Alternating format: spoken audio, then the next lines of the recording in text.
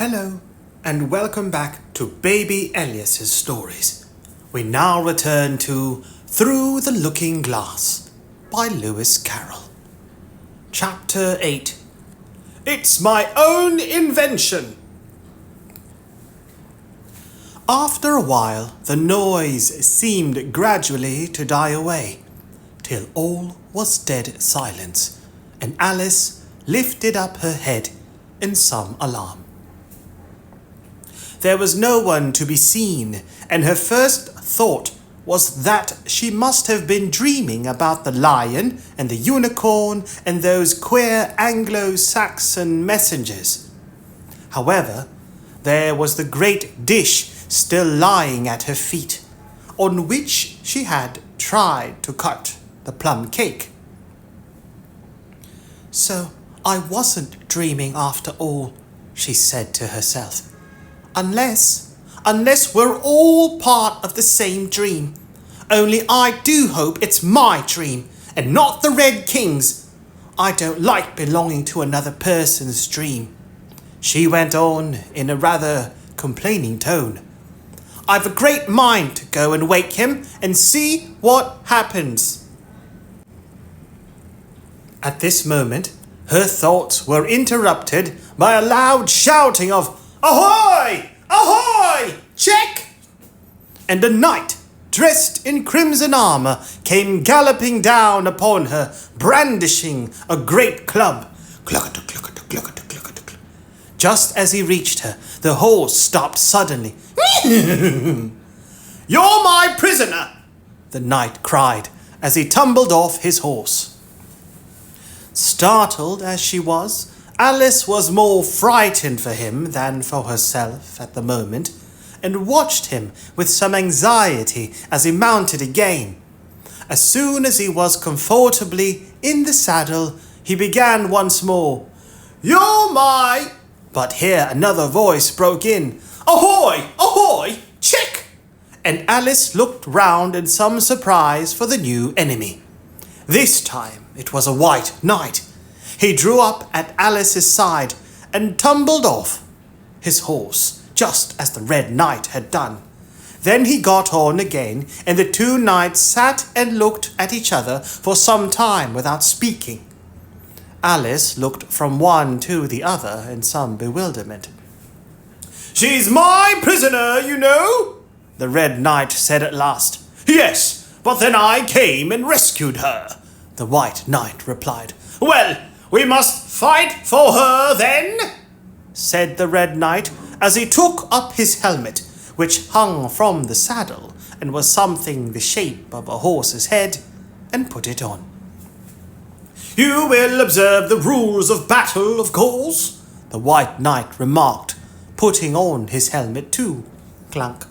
"I always do," said the Red Knight, and they began banging away at each other with such fury that Alice got behind a tree to be out of the way of the blows.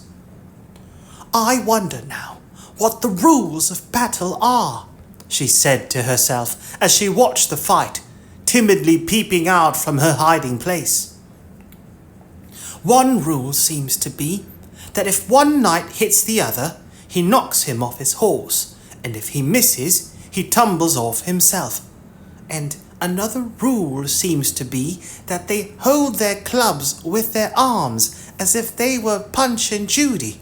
What a noise they make when they tumble! Just like a whole set of fire irons falling into the fender. And how quiet the horses are! They let them get on and off them just as if they were tables." Another rule of battle that Alice had not noticed seemed to be that they always fell on their heads, and the battle ended with their both falling off in this way, side by side. When they got up again, they shook hands, and then the Red Knight mounted and galloped off. Cluck-a-tuck, cluck-a-tuck, cluck-a-tuck, cluck-a-tuck. "It was a glorious victory, wasn't it?" said the White Knight as he came up panting. "I don't know," Alice said doubtfully. "I don't want to be anybody's prisoner. I want to be a queen." "So you will, when you've crossed the next brook," said the White Knight. I'll see you safe to the end of the wood, and then I must go back, you know. That's the end of my move." "Thank you very much," said Alice. "May I help you off with your helmet?" It was evidently more than he could manage by himself. However, she managed to shake him out of it at last. "Now one can breathe more easily," said the knight, putting back his shaggy hair with both hands, and turning his gentle face and large mild eyes to Alice. She thought she had never seen such a strange-looking soldier in all her life.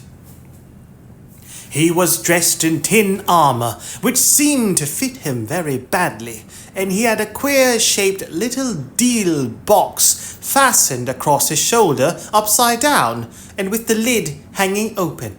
Alice looked at it with great curiosity. "I see you're admiring my little box," the knight said in a friendly tone.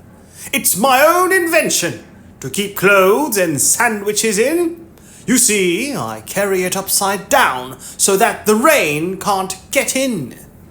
"But the things can get out," Alice gently remarked. "Do you know the lid's open?" "I didn't know it," the knight said, a shade of vexation passing over his face. "Then all the things must have fallen out, and the box is no use without them."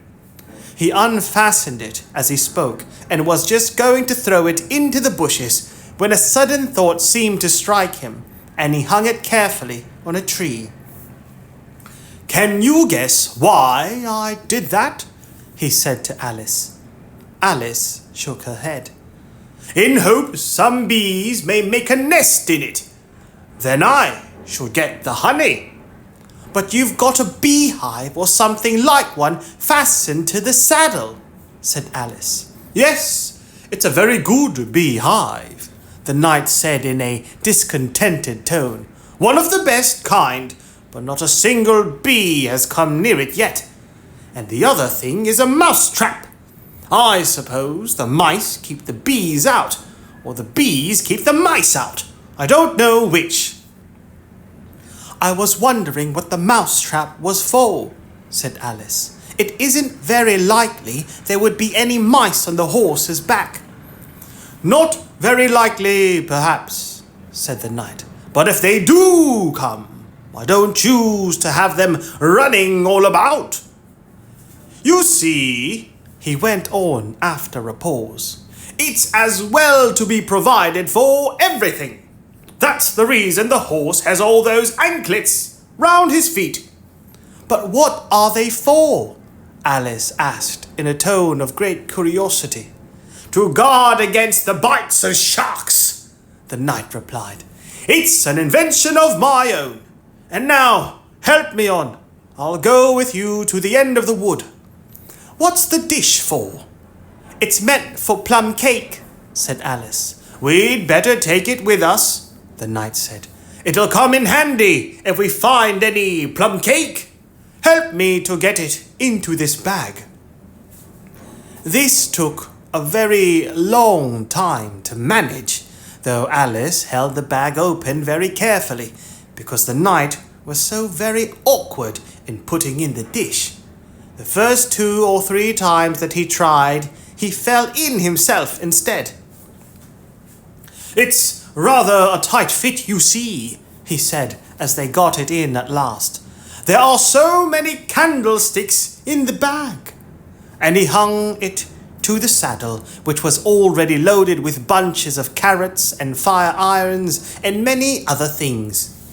"I hope you've got your hair well fastened on," he continued as they set off. "Only in the usual way," Alice said, smiling. "That's hardly enough," he said anxiously. "You see, the wind is so very strong here. It's as strong as soup." "Have you invented a plan for keeping the hair from being blown off?" Alice inquired. "Not yet," said the knight, "but I've got a plan for keeping it from falling off." "I should like to hear it very much." "First, you take an up Right stick, said the knight. Then you make your hair creep up it, like a fruit tree. Now the reason hair falls off is because it hangs down. Things never fall upwards, you know. It's a plan of my own invention. You may try it, if you like.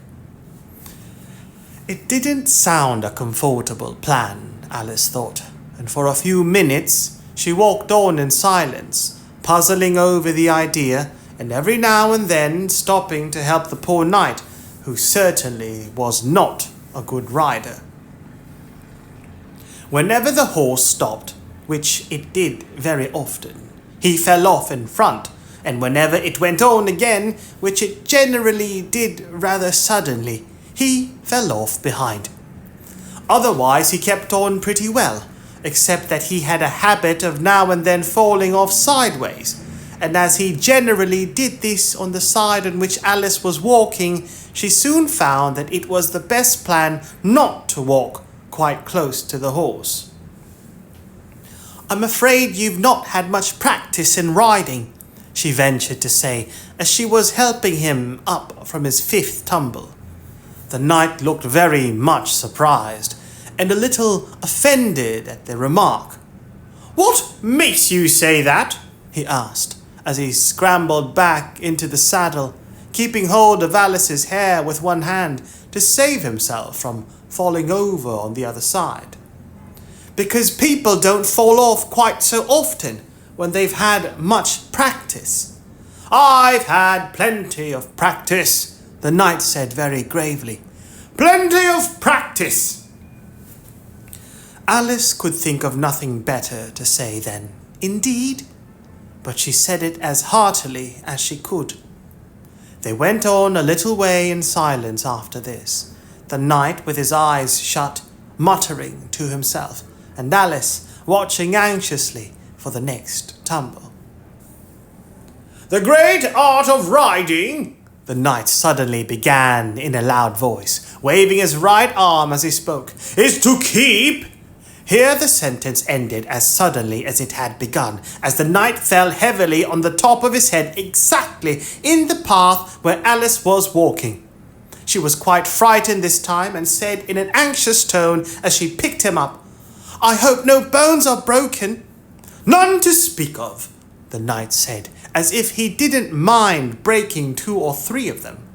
"The great art of riding, as I was saying, is to keep your balance properly.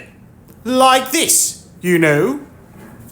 He let go the bridle and stretched out both his arms to show Alice what he meant, and this time he fell flat on his back right under the horse's feet. "Plenty of practice," he went on repeating, all the time that Alice was getting him on his feet again. "Plenty of practice."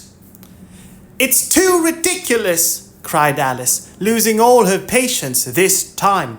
"You ought to have a wooden horse on wheels, that you ought." "Does that kind go smoothly?" the knight asked in a tone of great interest, clasping his arms round the horse's neck as he spoke, just in time to save himself from tumbling off again. "Much more smoothly than a live horse," Alice said with a little scream of laughter, in spite of all she could do to prevent it. "I'll get one," the knight said thoughtfully to himself. "1 or 2, several." There was a short silence after this, and then the knight went on. "I'm a great hand at inventing things. Now, I dare say you noticed that last time you picked me up that I was looking rather thoughtful." "You were a little grave," said Alice. "Well, just then I was inventing a new way of getting over a gate. Would you like to hear it?" "Very much indeed," Alice said politely. "I'll tell you how I came to think of it," said the knight. "You see, I said to myself, the only difficulty is with the feet. The head is high enough already. Now, first I put my head on the top of the gate. Then I stand on my head. Then the feet are high enough, you see. Then I'm over, you see." "Yes, I suppose you'd be over when that was done, Alice said thoughtfully. But don't you think it would be rather hard? I haven't tried it yet, the knight said gravely, so I can't tell for certain, but I'm afraid it would be a little hard. He looked so vexed at the idea that Alice changed the subject hastily. What a curious helmet you've got, she said cheerfully. Is that your invention too? The knight looked down proudly at his helmet, which hung from the saddle. Yes, he said, but I've invented a better one than that, like a sugar loaf. When I used to wear it, if I fell off the horse, it always touched the ground directly, so I had a very little way to fall, you see. But there was the danger of falling into it, to be sure. That happened to me once, and the worst of it was, before I could get out again, the other white knight came and put it on. He thought it was his own helmet. The knight looked so solemn about it that Alice did not dare to laugh. I'm afraid you must have hurt him, she said in a trembling voice, being on the top of his head. I had to kick him, of course, the knight said very seriously, and then he took the helmet off again. But it took hours and hours to get me out. I was as fast as lightning, you know. But that's a different kind of fastness, Alice objected. The knight shook his head. It was all kinds of fastness with me, I can assure you, he said, raising his hands in some excitement as he said this, and instantly rolled out of the saddle and fell headlong into a deep ditch. Alice ran to the side of the ditch to look for him. She was rather startled by the fall, as for some time he had kept on very well, and she was afraid that he really was hurt this time. However, though she could see nothing but the soles of his feet, she was much relieved to hear that he was talking on in his usual tone. All kinds of fastness, he repeated, but it was careless of him to put another man's helmet on, with the man in it too. How can you go on talking so quietly, head downwards? Alice asked, as she dragged him out by the feet and laid him in a heap on the bank. The knight looked surprised at the question. What does it matter where my body happens to be? He said. My mind goes on working all the time. In fact, the more head downwards I am, the more I keep inventing new things. Now, the cleverest thing of the sort that I ever did, he went on after a pause, was inventing a new pudding during the meat course. In time to have it cooked for the next course? Said Alice. Well, not the next course, the knight said in a slow, thoughtful tone. No, certainly not the next course. Then it would have to be the next day. I suppose you wouldn't have 2 pudding courses in one dinner. Well, not the next day, the knight repeated as before. Not the next day. In fact, he went on, holding his head down and his voice getting lower and lower, I don't believe that pudding ever was cooked. In fact, I don't believe that pudding I don't believe that pudding ever will be cooked, and yet it was a very clever pudding to invent. What did you mean, it to be made of? Alice asked, hoping to cheer him up, for the poor knight seemed quite low-spirited about it. It began with blotting paper, the knight answered with a groan. That wouldn't be very nice, I'm afraid. Not very nice alone, he interrupted quite eagerly. But you've no idea what a difference it makes mixing it with other things, such as gunpowder and sealing wax. And here I must leave you. They had just come to the end of the wood. Alice could only look puzzled. She was thinking of the pudding. You are sad, the knight said in an anxious tone.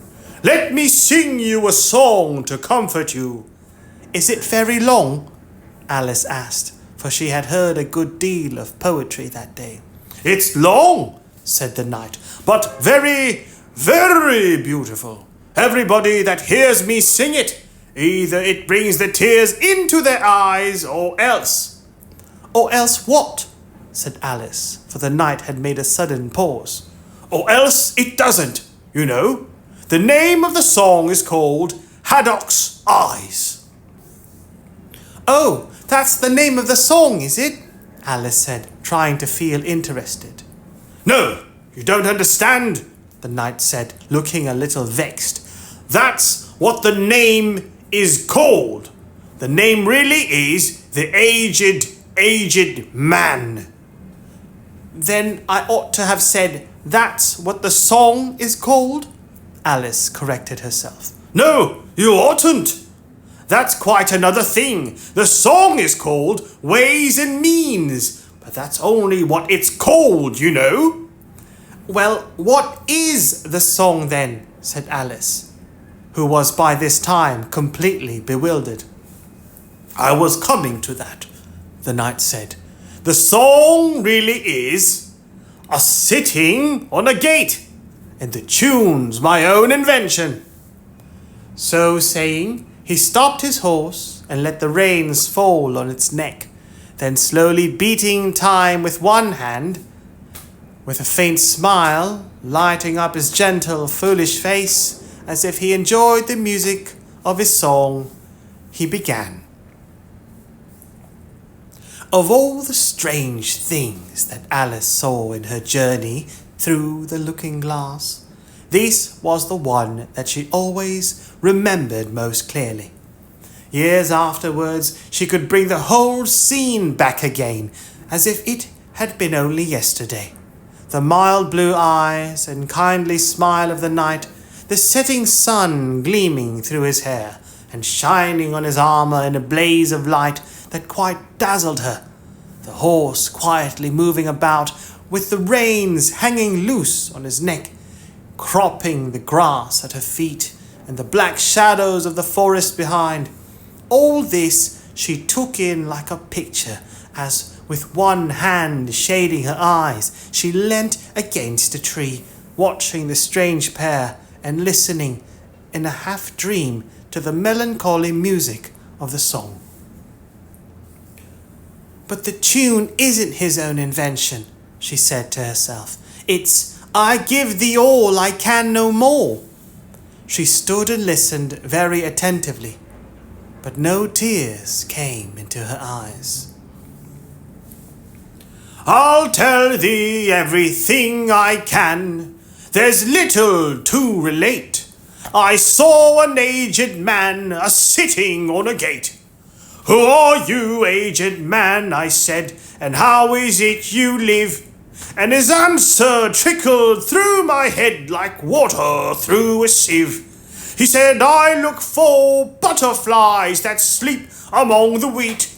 I make them into mutton pies and sell them in the street. I sell them unto men,' he said, 'who sail on stormy seas. And that's the way I get my bread, a trifle, if you please.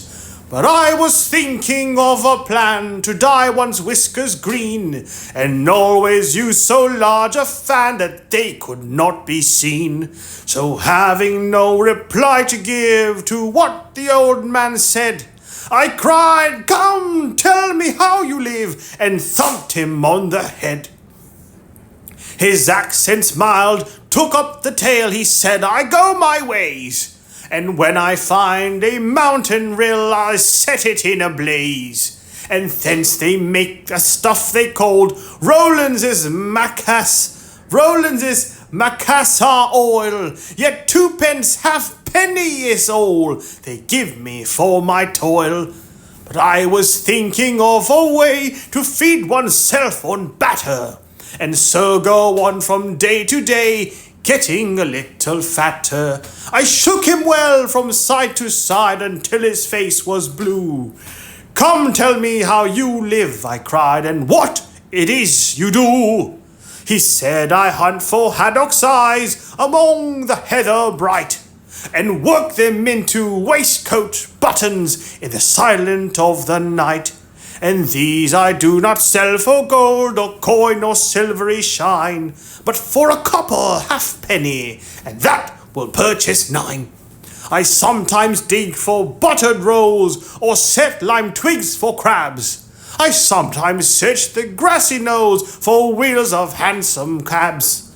And that's the way, he gave a wink, by which I get my wealth. And very gladly will I drink your honour's noble health. I heard him then, for I had just completed my design, to keep the Menai bridge from rust by boiling it in wine. I thanked him much for telling me the way he got his wealth, but chiefly for his wish that he might drink my noble health.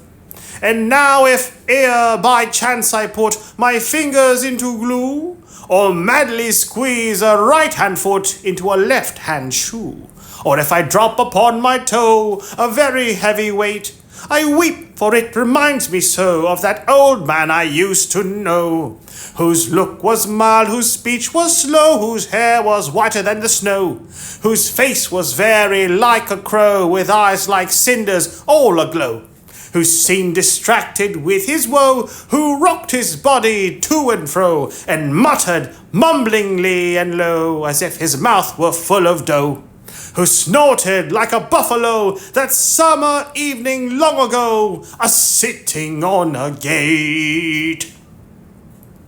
As the knight sang the last words of the ballad, he gathered up the reins and turned his horse's head along the road by which they had come. "You've only a few yards to go," he said, "down the hill and over that little brook, and then you'll be a queen. But you'll stay and see me off first," he added, as Alice turned with an eager look in the direction to which he pointed. "I shan't be long. You'll wait and wave your handkerchief when I get to that turn in the road. I think it'll encourage me, you see." "Of course, I'll wait," said Alice, "and thank you very much for coming so far, and for the song. I liked it very much." "I hope so," the knight said doubtfully, "but you didn't cry so much as I thought you would." So they shook hands, and then the knight rode slowly away into the forest. "It won't take long to see him off, I expect," Alice said to herself as she stood watching him. "There he goes, right on his head as usual. However, he gets on again pretty easily. That comes of having so many things hung round the horse." So she went on talking to herself as she watched the horse walking leisurely along the road, and the knight tumbling off, first on one side and then on the other. After the 4th or 5th tumble, he reached the turn, and then she waved her handkerchief to him and waited till he was out of sight. "I hope it encouraged him," she said, as she turned to run down the hill. "And now for the last brook, and to be a queen! How grand it sounds!" A very few steps brought her to the edge of the brook. "The 8th square at last!" she cried as she bounded across, and threw herself down to rest on a lawn as soft as moss, with little flower beds dotted about it here and there. "Oh, how glad I am to get here! And what is this on my head?" she exclaimed in a tone of dismay as she put her hands up to something very heavy and fitted tight all round her head. "But how can it have got there without my knowing it?" she said to herself as she lifted it off and set it on her lap to make out what it could possibly be. It was a golden crown.